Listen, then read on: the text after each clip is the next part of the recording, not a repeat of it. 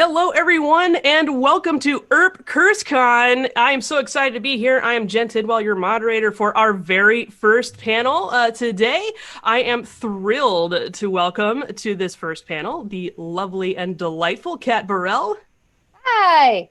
and also the songbird of Canada, Martina. Ooh, the songbird of Canada. What a Love title. that. How are the both of you doing today? Really great.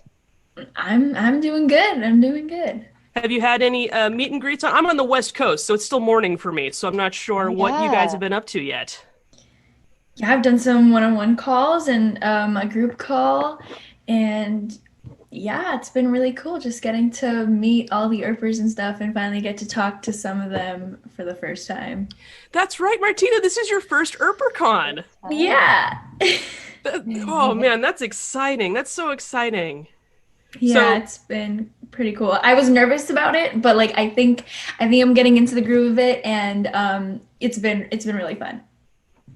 oh, that's wonderful. I'm so glad to hear that. I'm so glad to hear that. And Kat, have you been seeing new and familiar faces so far? I have been seeing a good mix of both actually. I've seen a lot of new Earpers, a lot of people who are like, "Oh yeah, I found the show a couple months ago," or "It's been in my Netflix queue forever," and I decided it's like COVID was the push they needed. So, I mean, hey, silver lining of COVID, we got a bunch of new Earpers, so that's pretty great. But yeah, it's been really nice. It's been nice to reconnect and hear what everybody thought about the first half of the first 6 episodes of season 4. So that's been really fun too. Yeah, boy, what an interesting year we've been having. Yeah, right. Great word, Jen. Yeah. Thank you. Yes, I think that it is safe to say that Winona Earp is definitely the bright spot of 2020. Yeah, of the dumpster fire that is 2020. Yeah. Yeah, it's been incredibly intense. I will say for sure. Yeah. So why don't we dive into chatting about the amazingly wonderful show that you both are on, if that's all right. Kat, if it's okay, I'd like to start with you. Sure. So something that some of the fans have been chatting about is, in fact, there was one fan who went and did a full deep dive research on into the family Hott, specifically Samuel Hott. 4A went a bit historical with the OK Corral, and a lot of fans discovered Samuel Hott and his cattle ranch.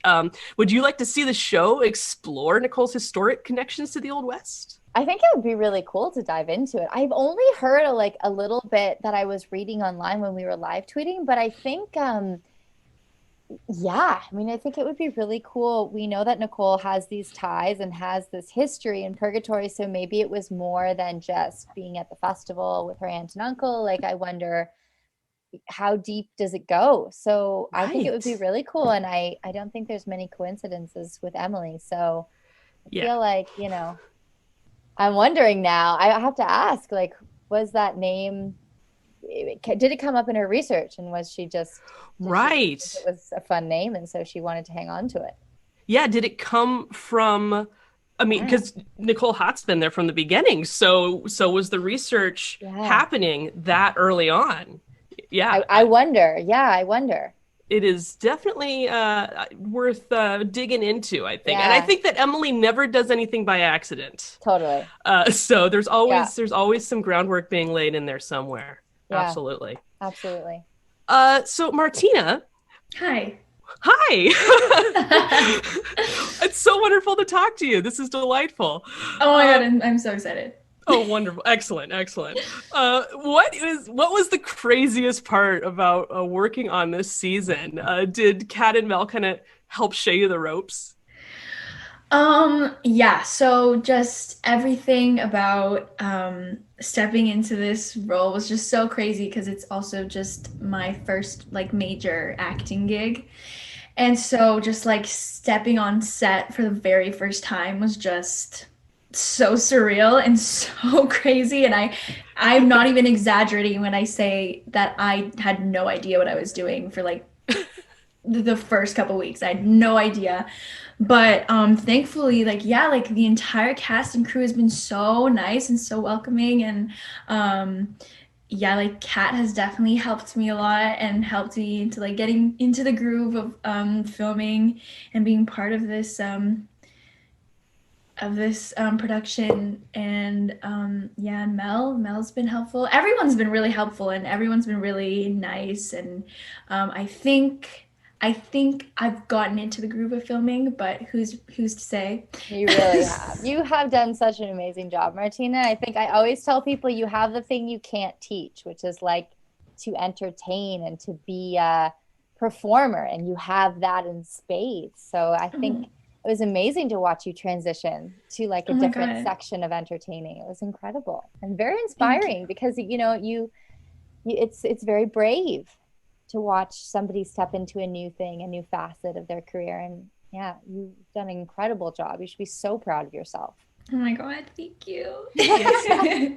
Absolutely. I echo everything that Kat just said. I mean, honestly, Martina, if I didn't know that this was your first time, acting on camera, I wouldn't have known that it was your first time acting on camera. Thank you. Thank you. You're welcome, and very, very much deserved. Very much deserved. So, and I think, there's something to be said. I mean, you're a lifelong performer, right? So I think there is a sort of an ease of transition when you're used to being either in front of a camera, in front of an audience. In your case, hockey stadiums. I'm sorry, I'm not a sports person. It's fine. It's okay. Hockey arenas. Hockey arenas. Yes, that's more accurate.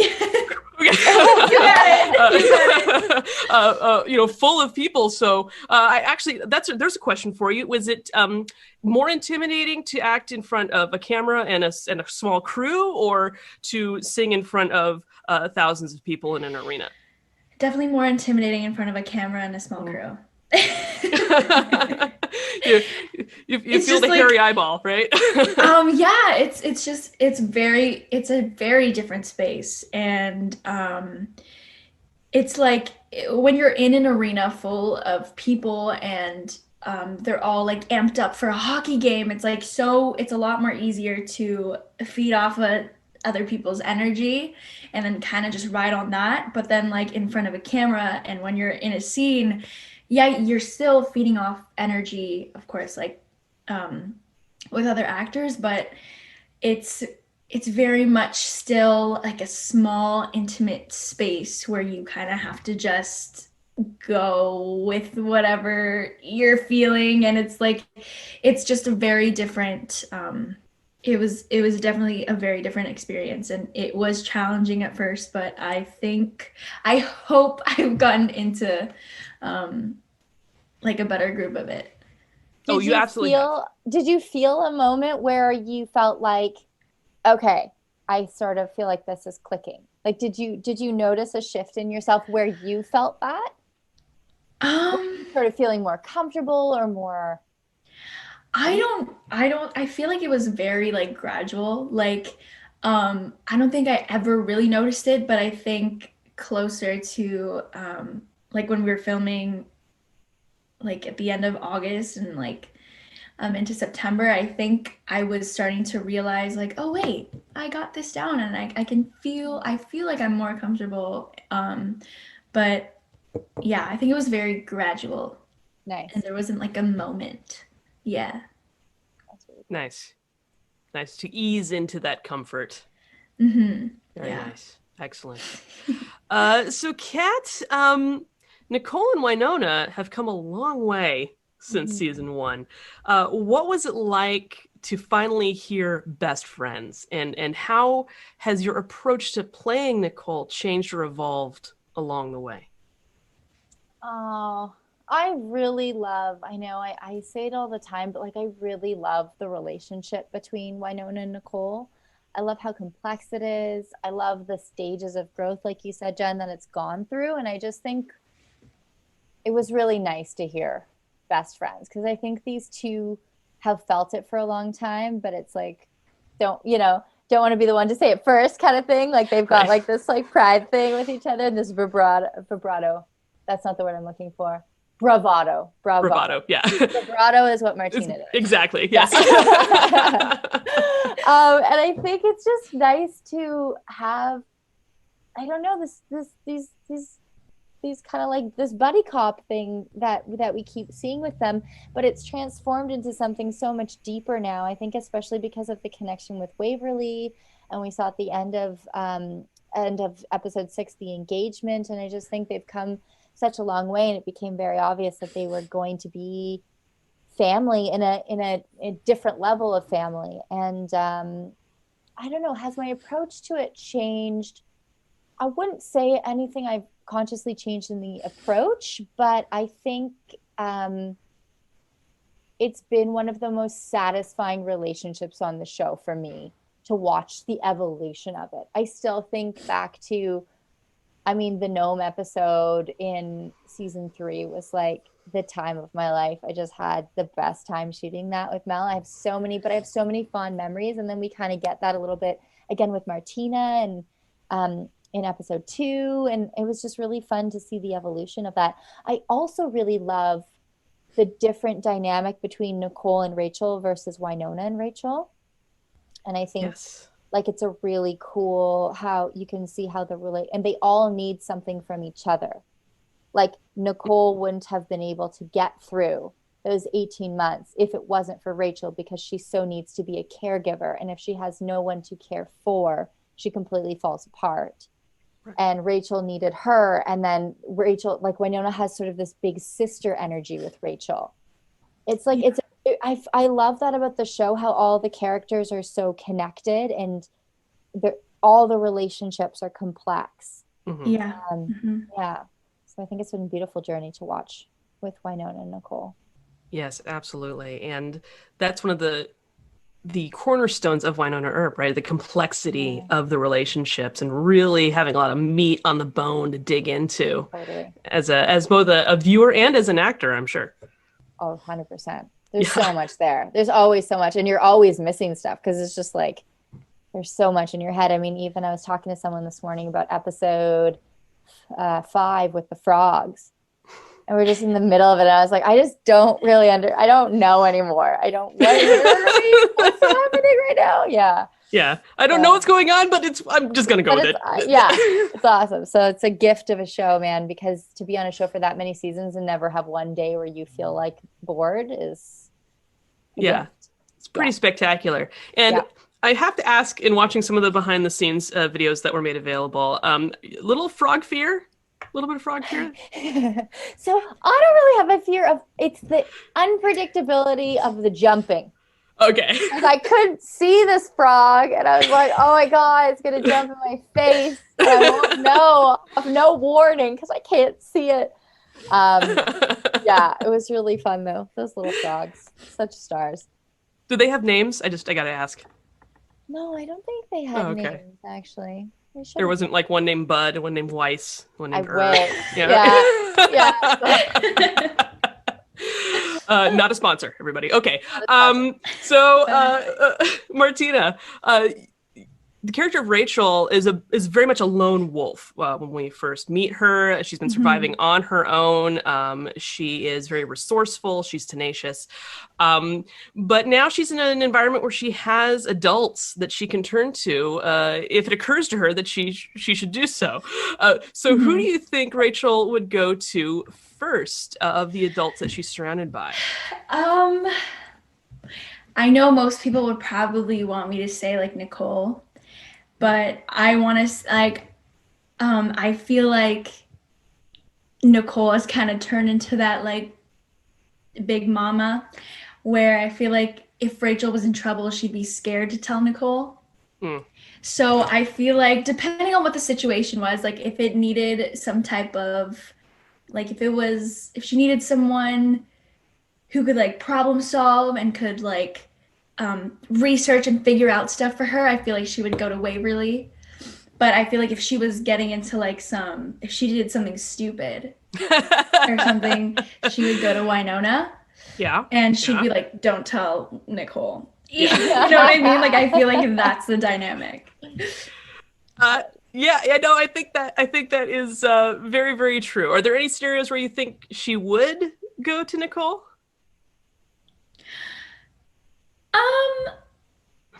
I mean, like, I feel like she would if it was like really serious, and if she was like obviously concerned for her people, then I feel like she would ultimately go to Nicole, because Nicole has been like her person for a really long time. But yeah. Okay. That makes sense. Okay. Yeah, no, it does. I mean, I think that that's very interesting, actually, because you're positing that Rachel would only go to Nicole if other people were in danger. I think also that it's just like, like what you would go to your mom for. Like, I feel like if it was, you know what I mean? Like, I feel like that would be what she'd go to Nicole for. Yeah. But for like other situations where she was like, oh, I'm in trouble and I can't tell Nicole because she's gonna whip my ass. Gotcha. And like, hijinks you know what I and mean? shenanigans. She'd go to Winona for. Yeah. Okay. Yeah. Excellent answer. Yeah, Excellent. that Lovely. totally makes sense. Yeah, totally makes sense. Totally. So something that we got to see really brought to the forefront in 4A was the fact that Nicole is dealing with pretty intense PTSD. Yeah. And both Winona and Rachel are very much aware of it. I believe that Waverly is aware of it too, but she's managing it in a different way to the way that Winona and Rachel were addressing it. Why do you think that Rachel is particularly attuned to Nicole's moods? Well, I think they've kind of spent so much time together. They've spent, like 18 months together, and they didn't really have anyone else to go to and like help each other heal through this like process. And I think Rachel had been alone for so long, and so I think she got used to living life without her mom and without having friends and all that. But she sees that Nicole has lost all these people that mean so much to her, and they both have no idea when they're coming back. And so I feel like spending all that time with Nicole definitely, like, she was definitely able to see more of that side of Nicole, like more of the healing and like the hurting. So I think that's probably why Rachel's more tuned to it. Yeah. Yeah, you're there in real-time 3D to see what your friend was going through. Yeah. Yeah, absolutely. So I'm going to ask a couple of Twitter-based questions, if that's all right with the both of you, before we start wrapping up here. Let's see. From Yorkshire, at Potties000, I think also known as Yorkie to the folks on Twitter, Stan Twitter. What was it like your first day on set filming at the bus station when you finally got to meet each other? So, Kat, I'll go to you first, and then Martina. Oh, the bus station. Yeah. Gosh, Martina, was that our first day, the Greyhound station? I don't know. My first day was filming episode 3, 403. Yes. Oh, that's right. We filmed out of order. Okay, yes, we filmed out of order. Let me amend that. So what was it like your first day on set, meeting each other and getting the ball rolling? I think our first scene was the Batman in the microwave. There's a monster in the trap thingy. Totally. Yeah, that was really fun. And it was just like there were so many moving parts, and like me coming in having no idea what I was doing. I was like, what are marks? Why do I have to grab these props? And then I like ran into Donovan, who's on B-Cam, and I like fully bruised my thighs. But it was all good. It was all fun and fresh. It was really good. Gotta get those first day jitters out. Yeah, of course. Yeah, that was awesome though. I mean, that was a big scene to start with, because like you said, Martina, there's a lot of moving parts. So it's always hard when you're like, okay, come in on this line, stand here, hit this mark, pick up this prop, run this way, then hit here, but don't look at the ground while you do it. Like it's like doing one of those dances, because you've got all these, and there's all these different colors, and you have to find your color, but you can't look at it. So yeah, it's really hard. I remember my first day on set, I didn't know what back to ones meant. And I was standing, I told you this story, I think. Yeah, I've told it a few times on panels and stuff, but like, yeah, it's really hard when there's just so much outside of just the acting is like, this is like the acting job. And then there's like this all the other stuff. Other stuff. Yeah. Right? Yeah. And you cut, and then like the makeup comes up to you and they're touching you and costumes is touching you, and the script supervisor comes up and be like, you mix these lines up, you've got to say this word instead of this word. And the director comes in with a note and the lighting guy's adjusting something. Yeah. It's a lot. Crazy. It's a lot. Yeah. It's very much patting your head while rubbing your stomach while doing, you know, all the other things. Yeah, while doing the mashed potato at the same time. Yeah. Yeah. Oh man. And also, you know, probably having to recite back, you know, the alphabet in reverse. Just, you know, all these things that easily can be done all at once. Like, you know, no problem. Right. Yeah. Of course. The next question, Martina, is for you. It's from @bmovies212. As the new person on set, is it more fun shooting the exciting supernatural stuff or trying to do the normal stuff? And those examples would be fighting zombies for supernatural or romancing Billy. None of, like, this show is just so wild that like all of the normal stuff is not normal at all. Like, it's like, yeah, I'm having like this little cutesy situation with Billy, but plot twist, he's from a cursed family and he's about to yank his tooth out. You know, so it's like every day is just something new and there's something else, something wild happening, and it's like, yeah, I don't know what it's like. It's fun to do whatever. Like, I don't think I have an answer for that because I like anything. That's good. That's a great attitude to have, though. That's a wonderful attitude to have, especially going into a new thing and trying everything out. Mm-hmm. Yeah, I think just like in general, I like filming the scenes where like we're all together, because I think that's really fun. Yeah. Yeah, those are some of my favorite ones too. Mm-hmm. What's it been like for you to step into the shoes of an actor, Martina? Did you have any experience either, you know, doing school plays or community theater or anything like that before going out for this role? So I have been taking like acting classes ever since I was 11 or 12-ish. And then when I was 14, I think I was in a production of Mary Poppins and I played Jane Banks, and it was really fun. But yeah, I'd gone on so many auditions, like countless auditions, and it's just most of the things I've gotten were always like singing stuff, which is understandable, but this is like my first major acting gig. So it was a very different experience and a challenge, but it's all good. It's all fun. But what a wonderful family to start with, right? Oh yeah, 100%. Couldn't have asked for a better casting crew to work with. Like, everyone was so welcoming and so nice, and everyone helped me out. Everyone understood that I had no idea what I was doing, so everyone was very helpful. Wonderful. That's so, oh man, I love to hear that. I love to hear how welcoming the set is for Winona Earp. It's just, oh man, makes me want to be there. It's just in the corner, you know, little PA, no big deal, you know.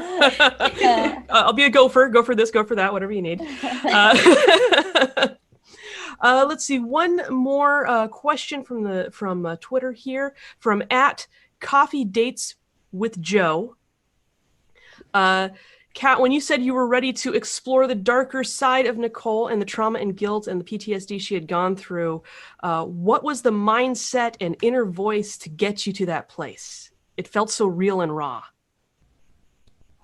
I think that I, as a person, am very much, I have the similar qualities of Nicole, of like being a protector and